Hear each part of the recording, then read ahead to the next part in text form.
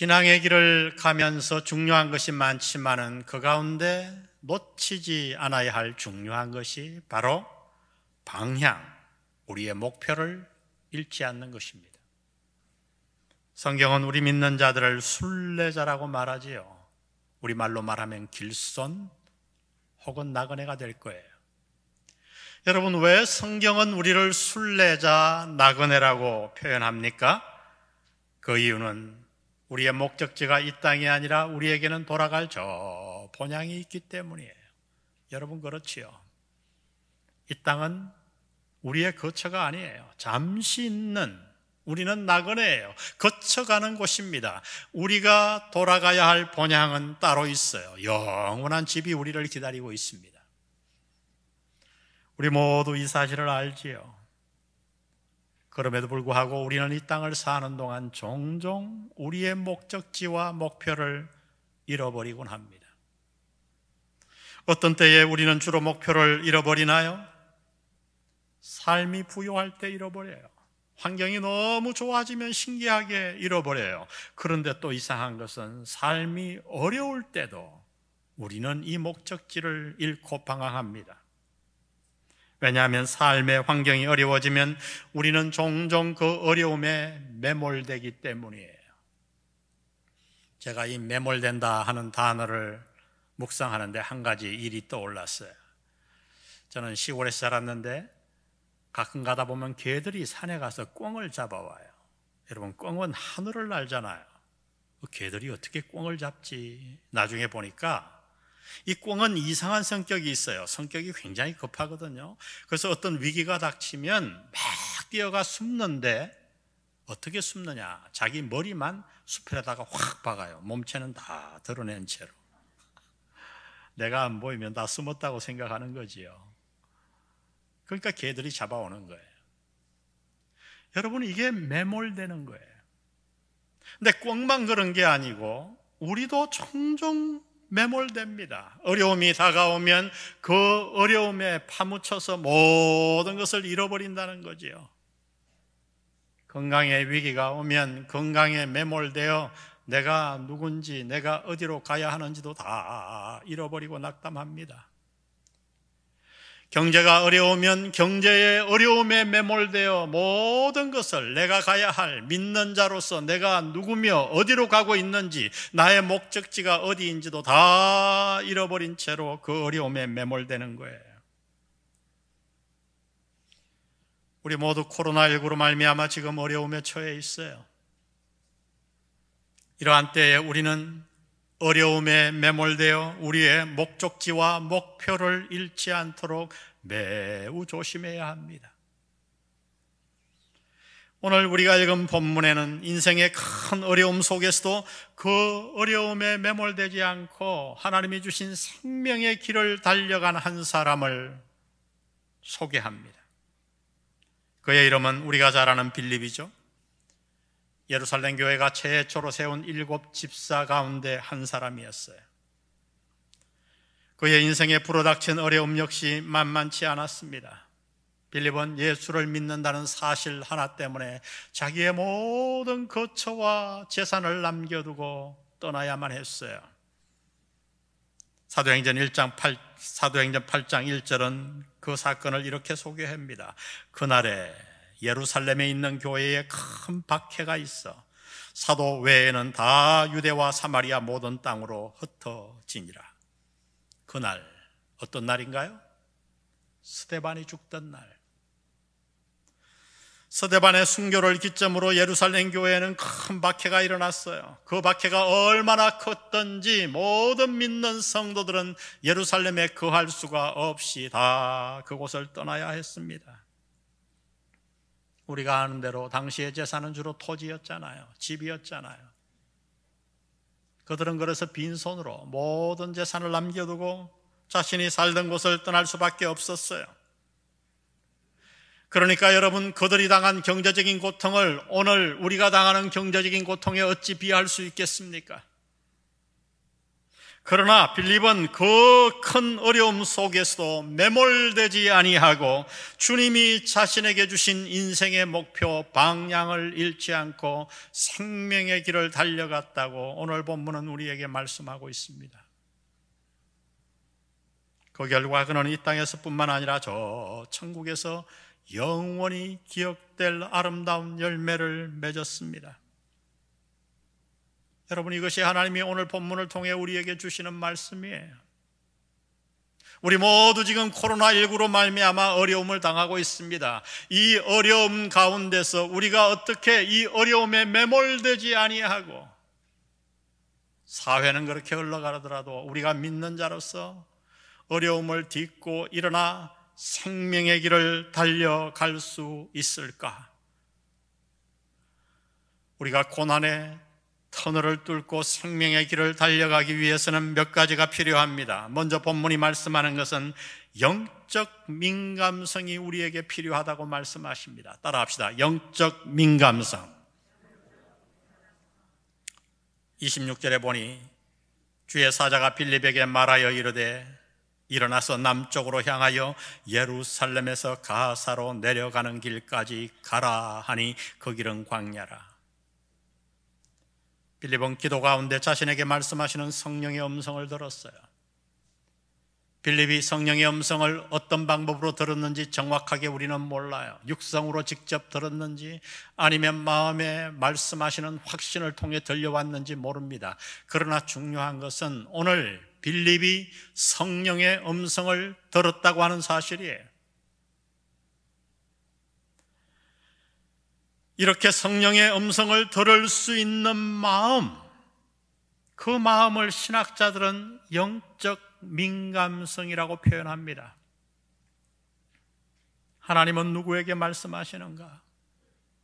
아니, 누가 성령의 음성을 들을 수 있는가? 바로 영적으로 민감한 자들이에요. 하나님은 영적으로 민감한 자들에게 말씀하십니다. 영적으로 민감하다는 말은 아주 쉽게 얘기하면 하나님에게 모든 마음이 가 있다는 얘기예요. 여러분, 멀리 갈 것 없이 아이가 어릴 때에 어머니가 아이에게 가 있는 마음을 한번 떠올려 보세요. 그러면 이 말씀이 확 이해가 갈 거예요. 갓난아이 시절 어머니의 마음은 언제나 아이에게 가 있어요. 그래서 남들이 듣지 못하는 아이의 울음소리를 금방 듣습니다. 아이가 뭘 원하는지 금방 알아차립니다. 왜요? 그 어머니의 마음이 아이에게 가 있기 때문이에요. 여러분, 이것이 민감성이에요. 영적 민감성이란 무엇을 말하냐면 우리의 마음이 전심으로 하나님께 가 있는 거예요. 하나님께 집중되어 있는 거예요. 성령님께 민감해 있는 거예요. 하나님은 그런 자들에게 말씀하십니다.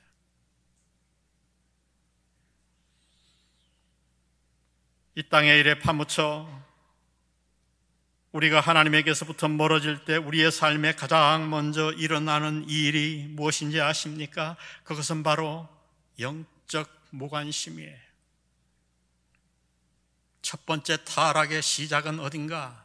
성경에 보면 모든 사람의 공통된 타락의 길의 시작이 있어요. 그것은 어디인가? 영적으로 무감각해지는 거예요. 하나님에 대한 관심이 사라지는 거예요. 사무엘서를 읽어보면 우리의 마음을 아프게 하는 아주 비극적인 사건이 엘리의 집에 등장합니다. 엘리는 당시 대제사장이었고 그의 아들들은 제사장이었어요. 그러나 엘리 집안의 마지막을 성경은 이렇게 기록합니다. 엘리는 의자에 앉았다가 아주 나쁜 소식을 듣고 놀라서 넘어져 목이 부러져 죽어요. 엘리 제사장의 아들들은 전쟁에 나가 둘 다 죽어요. 그리고 그날 그 전쟁의 패배 소식을 듣자마자 며느리가 해산을 하는데 아들을 놓고 죽습니다. 그는 마지막 죽기 전에 뭐라고 아들의 이름을 지었는가? 이가봇. 주위의 사람들이 이름을 지어 얘기했지만 거부하고 이가봇 무슨 뜻인지 아세요? 하나님의 영광이 우리에게서 떠났다. 어느 엄마가 아들의 이름을 그렇게 짓겠어요? 그러나 그 며느리는 알았던 거예요. 엘리 집안에 닥친 하나님의 버림받음 징계를 알았다는 거예요. 그래서 그는 말합니다. 하나님의 영광이 우리에게서 떠났다. 그렇게 하고 그는 죽습니다. 여러분, 엘리의 집안이 이렇게 멸망한 이유가 무엇입니까? 그것은 바로 엘리와 그의 자녀들의 영적 무감각 때문이었어요. 그것이 원인이었어요. 엘리는 그의 자녀들이 하나님께 드리는 제물을 탈취하고 성전에 봉사하는 여인들과 행음한다는 사실을 다 알고서도 그들을 적극적으로 말리지 않았어요. 한마디로 그는 하나님의 제사장이었지만 영적으로 하나님에 대해, 하나님의 일에 대해, 사역에 대해 무관심했던 거예요. 그 결과 마침내 그들은 하나님께 버림받고 맙니다. 여러분, 타락한 우리의 본성은 매우 간사합니다. 그래서 환경이 좋으면 좋은 대로 영적으로 무감각한 길을 걸어가요. 하나님을 멀리해요. 반대로 환경이 어려우면 그 어려움에 매몰되어서 또 하나님을 잊고 살아갑니다. 영적으로 무감각해지는 거예요. 여러분, 멀리 갈 것 없이 당신은 어떠신가요? 코로나19로 모두가 어려워하는 이 어려운 때에 당신은 이 코로나 위기를 어떻게 대응하고 있습니까? 혹시나 코로나의 어려움에 매몰되어 점점 자신도 모르게 세상으로 하나님을 등지고 떠내려가고 있는 것은 아닌가요? 오늘 교회 안에 이런 일들이 계속해서 벌어지고 있어요. 예배를 등한히 하고 하나님을 떠납니다. 왜? 어려움에 매몰된 거지요. 이때야말로 우리가 일어나 하나님을 간절히 찾고 하나님께 나아가야 되는데 어려움에 다 매몰되어 나도 모르게 영적 무감각으로 나아가고 있는 거지요. 지난 한 해 저 역시 코로나를 지나며 많이 답답했어요. 도대체 목회를 어떻게 해야 할지, 성도들을 위해서 내가 무엇을 해야 할지 막막했습니다. 올해가 막 시작되고 작년 말 한두 달 전부터 제가 그래서 하나님께 기도했어요. 하나님, 제가 무엇을 해야 합니까? 성도들을 어디로 이끌어야 합니까? 하나님께서 제게 주신 대답은 아주 간단했어요. 그것은 기도였어요. 기도. 그리고 저를 책망했어요. 지난 한 해 코로나로 어려웠을 때 전 성도들을 기도의 자리로 이끌 수 있는 가장 좋은 기회를 네가 놓치지 않았니? 하나님이 책망하시는데 얼마나 부끄럽고 회개를 많이 했는지. 그래서 제가 몇몇 동역자들과 지금 우리 교총들, 사역자들 모두 모여서 얘기하고 있습니다. 어떻게 하면 우리가 하나님께 나아가 기도할 수 있을까? 기도라는 대답을 하나님께로부터 얻고 나서 제 마음에 큰 변화 하나가 생겼어요. 그것은 뭐냐 하면 마음의 조바심이 사라지고 답답함이 사라지고 기쁨이 오고 평안이 왔다는 거예요. 왜요? 아주 간단했어요. 기도하면 다 응답되는데, 기도하기만 하면 하나님께서 우리를 가장 좋은 길로 인도하시는데,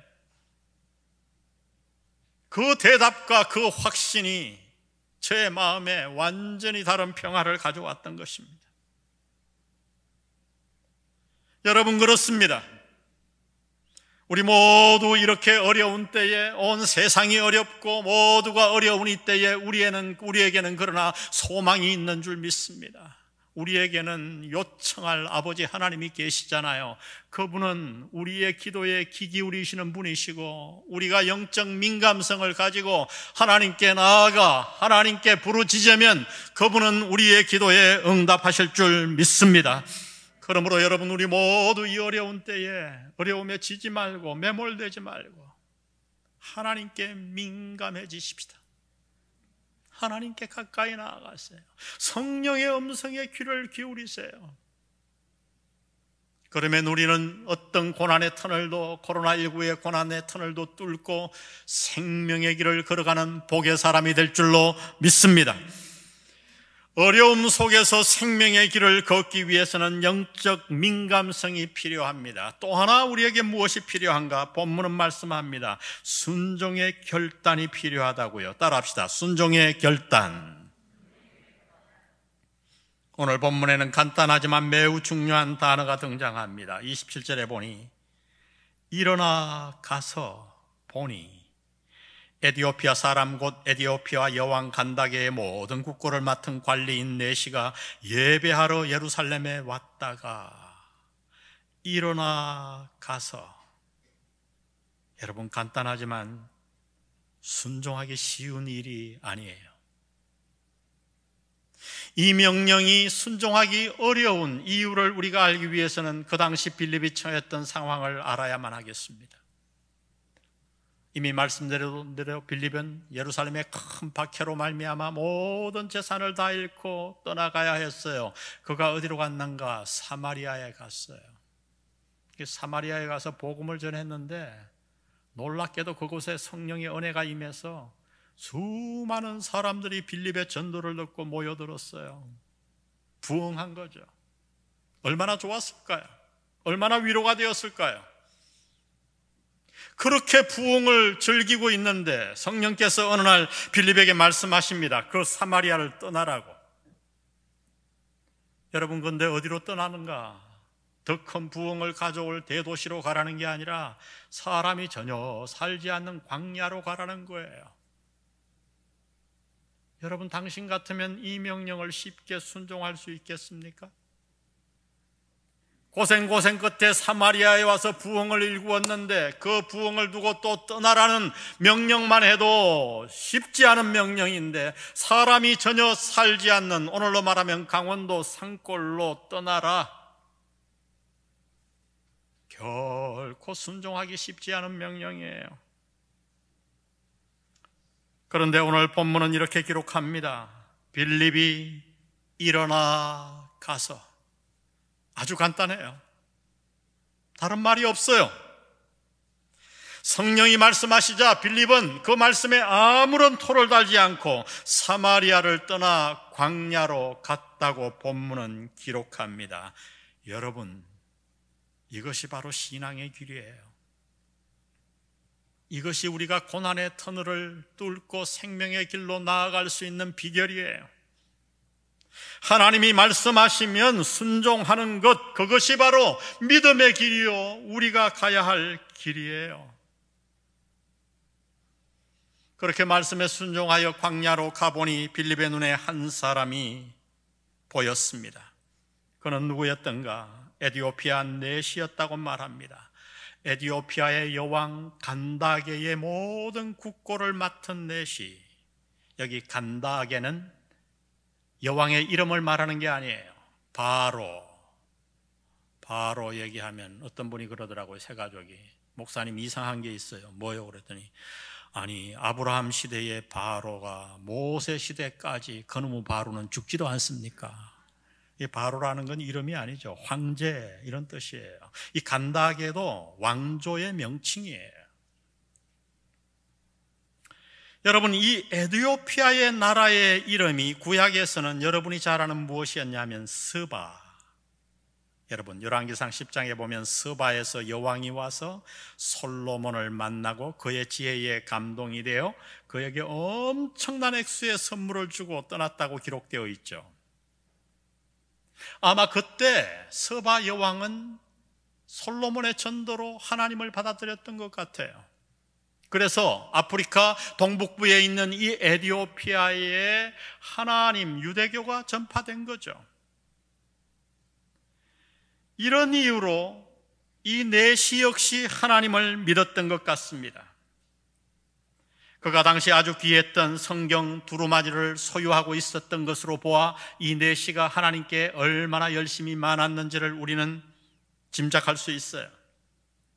여기서 이 내시라고 하는 헬라어 단어는 유누쿠스라는 단어인데 두 가지 뜻이 있어요. 하나는 거세를 당한 환관, 두 번째는 고위 관리. 한국말 성경은 환관을 따라 번역했지요. 그런데 우리가 그렇게 번역할 때 한 가지 약간의 문제가 있어요. 그것은 무엇이냐 하면 유대교 구약의 율법에 의하면 거세 당한 자는 제사를 드릴 수가 없었어요. 그래서 많은 분들의 신학자들은 이 유누쿠스라는 단어를 황관보다는 고위 관리로 해석하기도 합니다. 어찌되었든 그는 어떤 자리에 있었냐 하면 모든 나라의 국고를 맡은 자, 그러니까 오늘날로 말하면 재무장관 정도로 해석할 수 있겠습니다. 그는 신앙의 열심이 얼마나 대단했던지 그 귀한 두루마리를 소유하고 있었을 뿐만 아니라 마차를 타고 예루살렘에 제사 예배드리러 가는 그 길에 두루마리 이사야 성경을 읽고 있었어요. 근데 마침 빌립이 도착할 때 그가 읽고 있던 부분이 어디였냐 하면 아마 이사야 고난당하는 50장에서 53장까지의 말씀이었던 것 같아요. 메시아가 이 땅에 오셔서 우리를 위해 고난당하는 그 예언의 말씀을 읽고 있었는데 도대체 그 뜻을 알 수가 없는 거예요. 너무 답답했어요. 빌립이 가서 묻습니다. 당신이 읽는 그 구절을 이해하냐고. 그랬더니 그가 대답하고 너무 답답해서 가르쳐주는 자가 없으니 내가 어찌 이 말씀을 이해할 수 있겠소. 그랬더니 빌립이 그 마차에 같이 타고 가면서 복음을 해석하고 예수님을 그에게 증거해 줍니다. 35절 우리 다 같이 한번 읽을까요? 시작. 빌립이 입을 열어 이 글에서 시작하여 예수를 가르쳐 복음을 전하니. 그날 이 내시는 복음을 받아들였어요. 그리고 내시는 이렇게 말합니다. 그가 얼마나 성경을 열심히 읽었는지 36절에 보니 길 가다가 물 있는 곳에 이르러 그 내시가 말하되 보라 물이 있으니 내가 침례를 받음에 무슨 꺼리낌이 있느냐. 침례를 주장하는 학자들이 침례가 맞다고 하는 근거로 내세우는 구절 중에 하나예요. 세례를 했다면 마차에 마실 물이 있었겠죠. 마차에서 그냥 물에 뿌리면 돼요, 머리에. 그런 것이 아니잖아요. 물이 있는 곳에 마차를 타고 가다가 아마 오아시스 같은 물이 있었던 것 같아요. 그리고 그는 그 즉시 빌립에게 침례를 요청했고 그날 침례는 그에게 침례를 베풀었습니다. 여러분, 이 일로 말미암아 아프리카 동북부에는 그냥 유대교가 아니라 명확한 복음이 비로소 전해졌습니다. 비록 한 사람에 불과하지만 에티오피아의 재무장관 이 내시로 말미암아 그가 복음을 깨닫고 고국에 돌아가 진정한 복음이 이 나라에 얼마나 강력하게 퍼졌을까요? 여러분, 이것을 어떻게 사마리아의 부흥에 비교할 수 있겠어요? 여러분, 그렇습니다. 만일 빌립이 순종하지 않았다면 이 놀라운 일은 일어나지 못했을 거예요. 하나님께 순종하면 그 열매는 언제나 풍성한 줄 믿습니다. 하나님은 언제나 저와 여러분을 가장 좋은 길로 인도하십니다. 그러므로 우리는 성령의 음성에 순종해야 돼요. 당시에는 그 명령이 내 상식에 맞지 않아 보이고 내게 어려움을 주는 것 같고 나를 고난으로 밀어넣는 것 같이 보여도 우리가 순종하면 그 열매는 언제나 풍성해요. 언제나 달아요. 여러분, 코로나의 어려움 가운데서 어려움에 매몰되기보다 빌립처럼 생명의 길, 축복의 길을 달려가기 원하나요? 그렇다면 여러분, 영적으로 깨어 하나님에 대해 민감해지시기를 바랍니다. 성령의 음성에 순종하시고 말씀을 읽어도 곱씹으며 예민하게 읽으시고, 그리고 그 말씀을 통해 하나님이 우리에게 무언가를 말씀하시면 토를 달지 말고 순종하는 여러분 되시기를 주의 이름으로 부탁드립니다. 고난의 터널을 뚫고 생명의 길로 나아가기 위해서는 영적 민감성이 필요합니다. 순종의 결단이 우리에게 필요합니다. 마지막 오늘 본문이 말씀하는 것은 복음의 열정이에요. 따라합시다. 복음의 열정.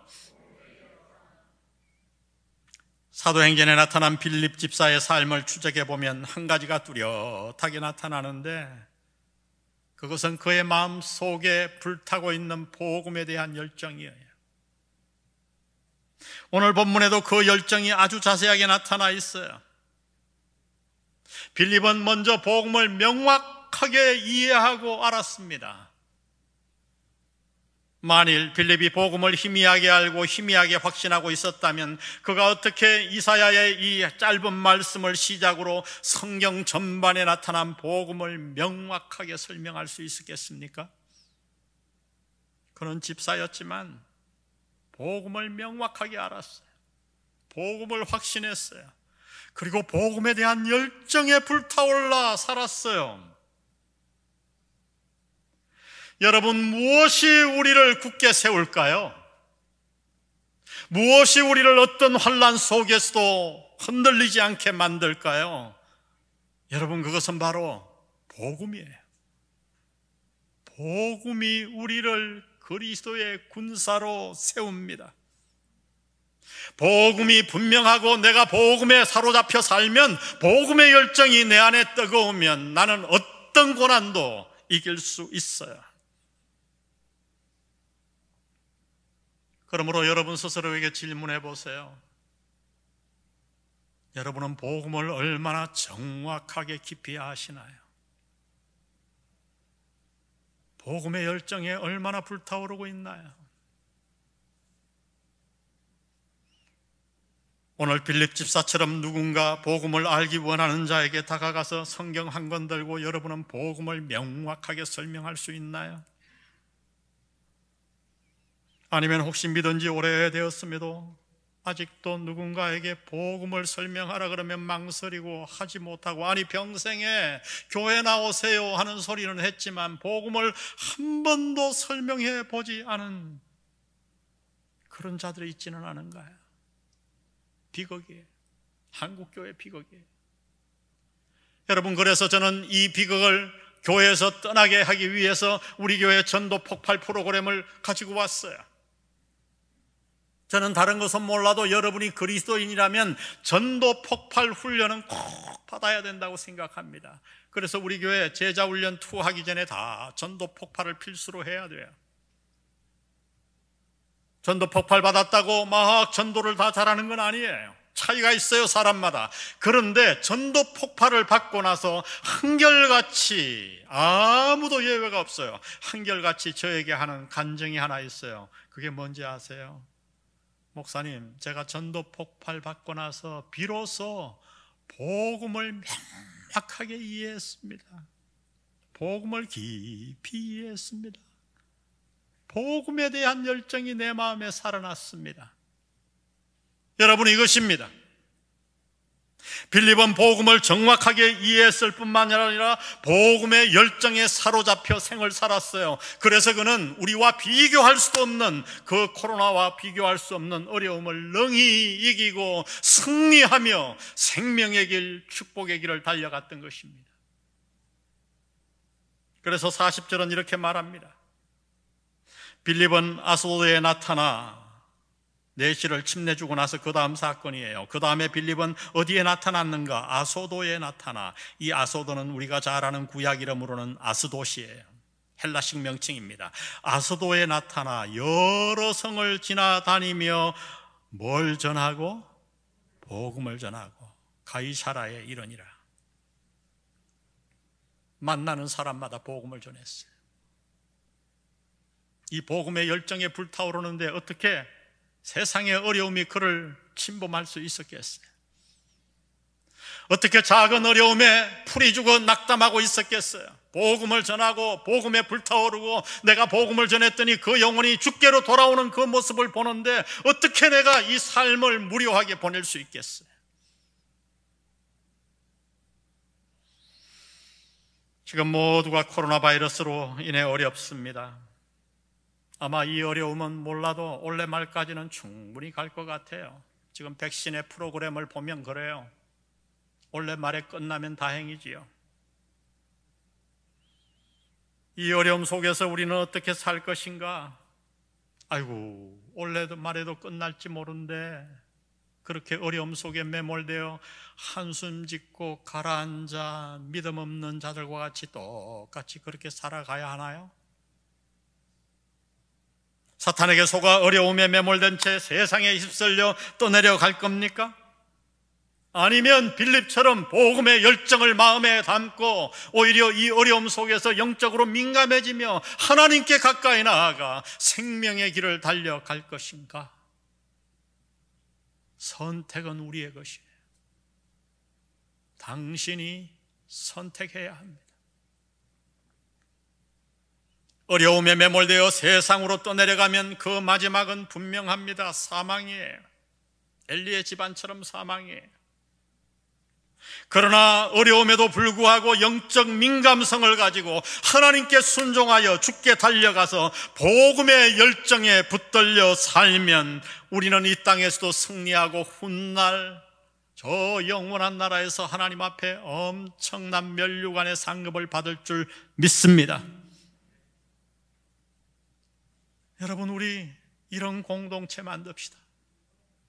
세상 사람과 똑같이 어려움에 매몰되지 말고 코로나의 어려움을 뚫고 오늘 빌립처럼 여러분과 여러분의 가정이 생명의 길로 달려나가기를 간절히 바랍니다.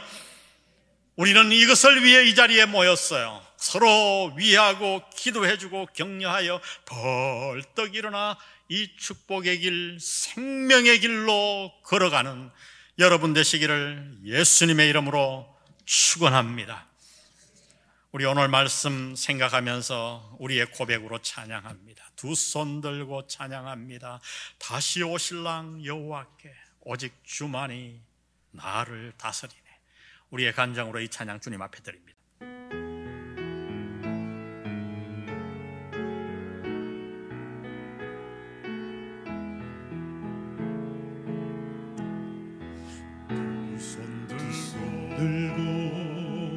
찬양합니다.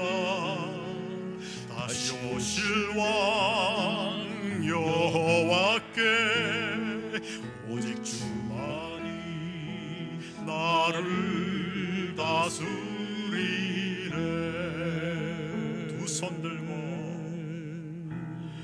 두 손 들고 찬양합니다. 다시 오실 왕 여호와께 오직 주만이 나를 다스리네. 나 주님만을 섬기리. 헛된 마음 버리고 성령이여 내 영혼 충만하게 하소서. 주님 앞에 내 생명 드리리라. 나 주님만을 섬기리. 나 주님만을 섬기리. 헛된 마음 버리고 아멘. 성령이여 내 영혼 충만하게 하소서. 주님 앞에 내 생명 드리리라.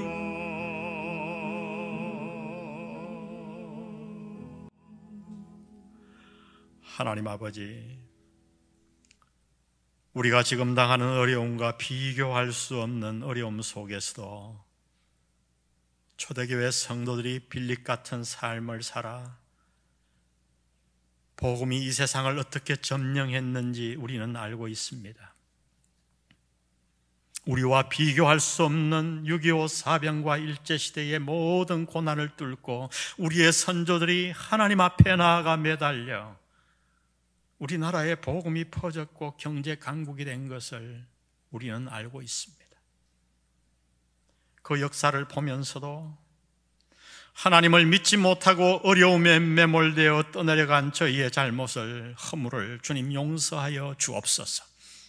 오늘 우리에게 말씀해 주셨사오니 살아있는 이 하나님의 말씀을 굳게 붙들어 고난을 뚫고 생명의 길을 달려가는 우리 모두가 되게 축복해 주옵소서. 하나님께 민감한 것이 우리를 살리고 하나님의 명령에 순종하는 것이 나를 살리고 복음의 열정에 불타오르는 것이 나와 내 가정과 우리 나라를, 세상을 살릴 줄 믿습니다. 빌립처럼 모두 우리 영한 성도들이 손을 붙잡고 이 길 걸어가게 도와 주옵소서. 성부, 성자, 성령의 은혜가 오늘 말씀 듣고 고난의 터널을 뚫고 생명의 길로 달려가기를 결단하는 영한 성도들 머리 위에 영원히 함께 하시기를 예수님의 이름으로 축원합니다. 아멘.